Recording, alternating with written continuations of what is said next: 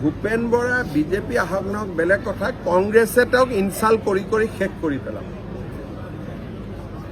কাৰণ কংগ্ৰেছত কি হয়, সাধাৰণ মানুহৰ ল'ৰা কংগ্ৰেছত থাকিব নোৱাৰে, যিমানে ডাঙৰ নেতা নহওক কিয়।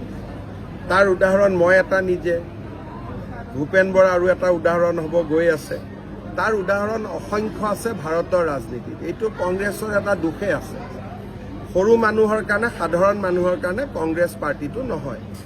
অসমত এটা বিশেষ ধৰ্মৰ মানুহে ভোট দিয়ে কাৰণেহে পাৰ্টিটো চলি আছে, নহ'লেতো সাধাৰণ মানুহ কোনেও ভোটেই নিদিয়ে। যেতিয়া অসমত যদি কালি মুছলিম মানুহে কয় যে আমি ভোট নিদিওঁ বুলি, আৰুতো বাকচত এটাও ভোটেই নকৰিব।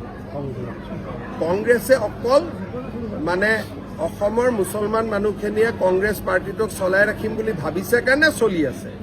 যোনদিনাখন মুছলিম মানুহখিনিয়ে কৈ দিয়ে যে আমি আৰু নচলাওঁ বুলি, চলাই বন্ধ হৈ যাব। কাৰণ বাকীটো কোনো তেওঁলোকৰ সমৰ্থক নাই, আছে জানো? দলৰ সন্তানে আকস্মিকভাৱে আহি নেতৃত্ব পালে। মই ক'লো নহয় যে পৃথিৱীত কোনো ৰাজনৈতিক দল নাপাব যাৰ সভাপতিও প্ৰাক্তন মুখ্যমন্ত্ৰীৰ ল'ৰা, বিৰোধী দলপতিও প্ৰাক্তন মুখ্যমন্ত্ৰীৰ ল'ৰা। গতিকে ইয়াতে সাধাৰণ মানুহৰ ইয়াত কথা নাই, কিন্তু এচাম সাধাৰণ মানুহ থাকে যোনে এনেকুৱা ডাঙৰ মানুহৰ ল'ৰা ছোৱালী হ'লে অলপ তেওঁলোকেও কিবা কাৰণত আকৰ্ষিত হয়। সেইবিলাকৰ কাৰণে পাৰ্টিটো চলি থাকে।